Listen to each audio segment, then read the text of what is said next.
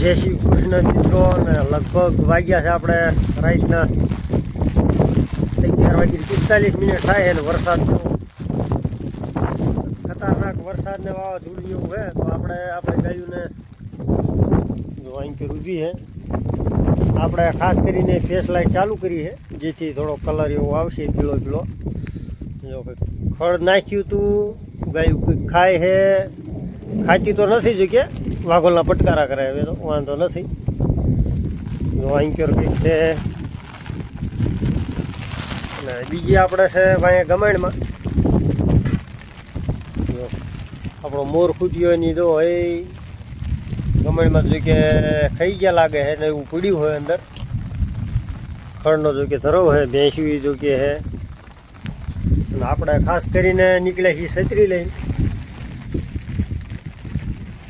વરસાદ મારા જ રહેવાનું નામ નથી લેતા. ખડ આપણે એટલું બધું પીડ્યું હોય.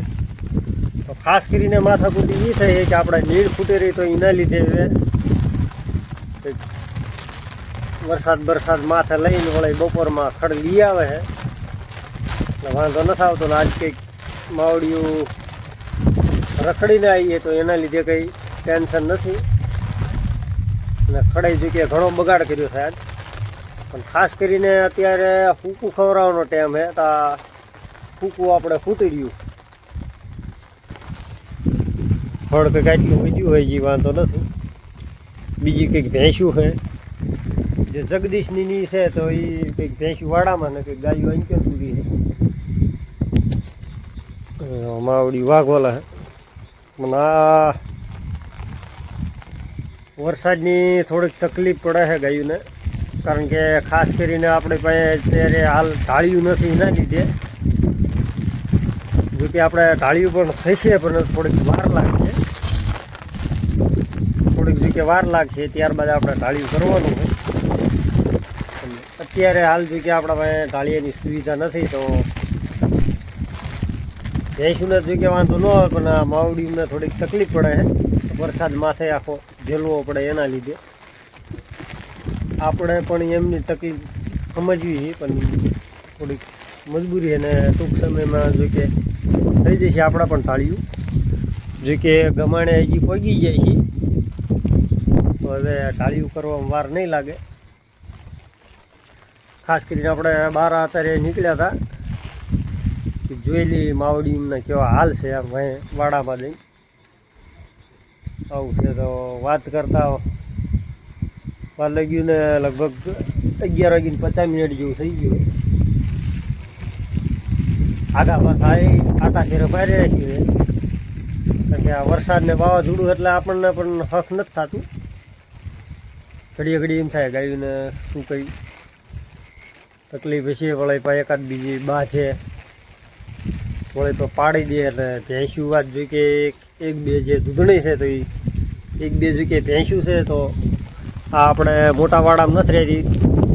તો એના લીધે આપણે ગાયું વેળી પૂરી અહીંયા, કારણ કે અહીંયા પેક છે એના લીધે. ભેંસ્યું વળે ટકતી નહીં એટલી વાડામાં.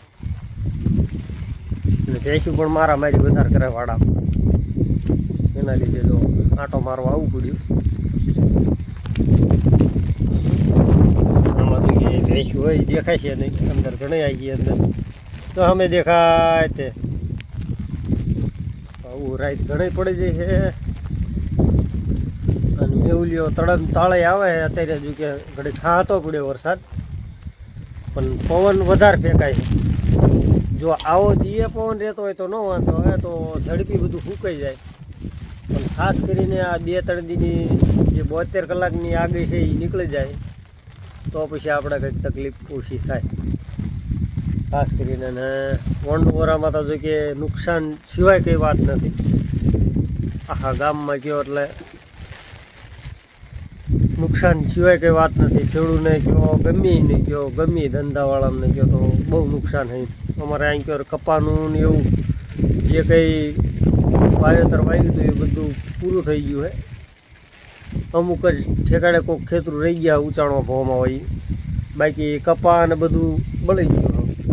આવી તકલીફ બહુ વધારે હોય. તો એ જોઈએ હવે કુદરત શું કરે છે, એના આગળ તો કોઈ જઈ ન શકતું. આવી બધી એવી તકલીફ છે બહુ વધારે. એટલે